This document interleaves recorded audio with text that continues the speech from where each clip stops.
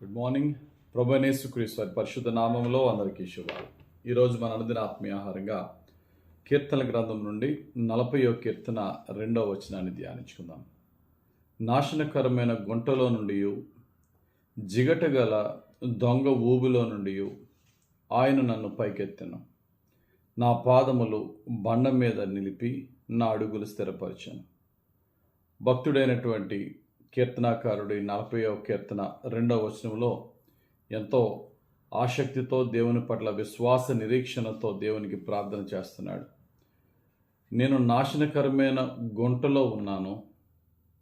అది గుంట మాత్రమే కాదు, అది దొంగ ఊబి. ఊబికి గుంటకి డిఫరెన్స్ ఉంది.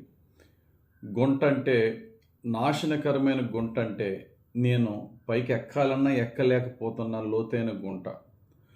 ఊబంటే నన్ను ఇంకా లోపలికి లాగేస్తుంది. ఊబి అనేది లోపలికి లాగేస్తుంది. అది మన వ్యక్తిగత జీవితంలో మన కష్టాలు అవ్వచ్చు, పాపాలు అవ్వచ్చు, బలహీనతలు అవ్వచ్చు, అలవాట్లు అవ్వచ్చు, దేన్ని మానుకుందాం అనుకుంటున్నానో అది మానుకోలేని పరిస్థితి అవ్వచ్చు. దావీదు భక్తుడు తన జీవితాన్ని దేవునికి చెప్తున్నాడు, ప్రభువా, ఈ నాశనకరమైన గుంట నా శక్తికి మించి నేను బయటికి రావాలని ప్రయత్నించిన నా శక్తికి మించిన ప్రయత్నం నేను చేసిన నా వల్ల అవ్వట్లేదు ప్రభువా, నన్ను పైకి లేపు నాయనా అని భక్తుడైనటువంటి దావీదు దేవుణ్ణి అడుగుతున్నారు. మన జీవితంలో కూడా, మన వ్యక్తిగత జీవితంలో నాశనకరమైన గుంట ఏది? నన్ను లోపలికి ఇంకా ఒక దొంగ ఊబిలా లాగేస్తున్న ఆ ఊబి ఏంటి?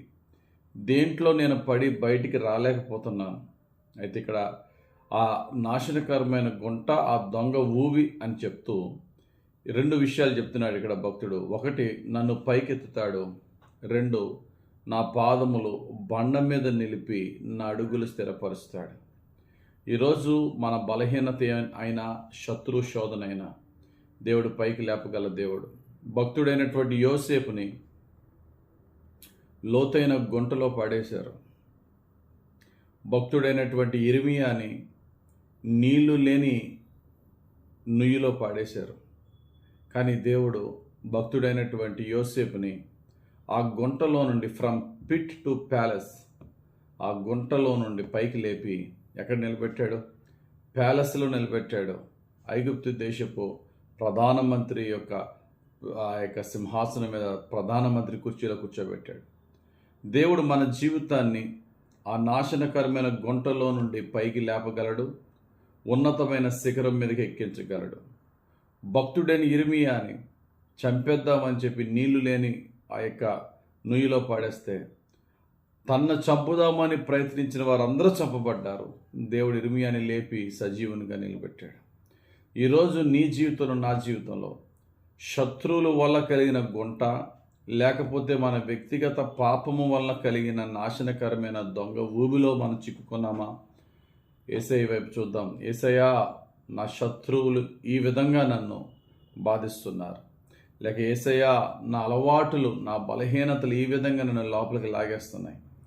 నన్ను పైకి లేపవా? నన్ను పైకి లేపి అయ్యా నన్ను బలపరచవా? నన్ను విమోచించవా? నన్ను నిలబెట్టవా?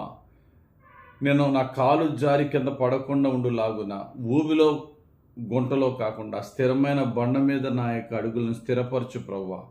మరలా నేను పడిపోకుండా నన్ను లేవనెత్తు ప్రవ్వా అని దేవుణ్ణి అడుగుదాం.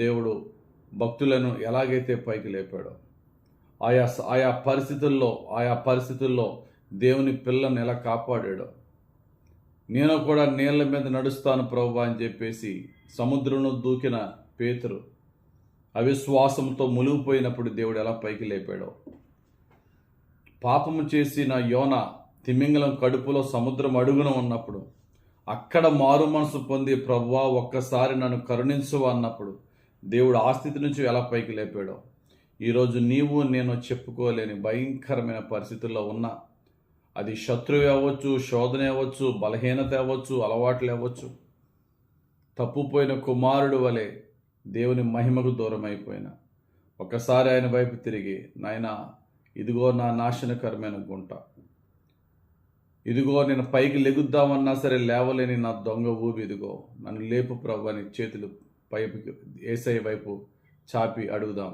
యేసయ్య ఈరోజు ఆయన మనల్ని కరుణించి ఆయన గాయపడిన చేతిని మన వైపు చాపి మనల్ని పైకి లేపి ఆ యొక్క భయంకరమైనటువంటి లోతైనటువంటి పిట్ నుండి, ఆ గుంట నుండి, ఆ ఊబి నుండి స్థిరమైన బండ, యేసయ్య అనే స్థిరమైన బండపై మనల్ని నిలబెట్టి మనం సంరక్షించి కాపాడి దీవించునుగాక.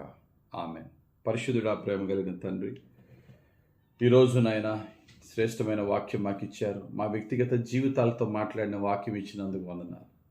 ప్రతి నాశనకరమైన గుంట నుండి, దొంగ ఊబి నుండి మమ్మల్ని పైకి లేపి మా అడుగును బండ మీద నిలబెట్టి మా అడుగు జారకుండా మమ్మల్ని నీవే స్థిరపరచమని, మా యొక్క బలహీనతలు నీకు చెప్పుకొని ఆ బలహీనతల నుంచి విడుదల పొందుకునే భాగ్యము, ప్రార్థనా జీవితం మాకు దయచేయమని యేసుక్రీస్తు ప్రభు పరిశుద్ధ నామంలో ప్రార్థించి వేడుకొంచున్నాము తండ్రి. ఆమెన్. తండ్రి యొక్కయు, కుమారుని యొక్కయు, పరిశుద్ధాత్మ దేవుని అభిషేకం హెచ్చుగా మనపై దిగివచ్చి ప్రతి బంధకాల నుంచి, శోధన నుంచి మనల్ని విడిపించి, విమోచించి, రక్షించి, కాపాడి దీవించునుగాక. Amen. God bless you. Have a very blessed day.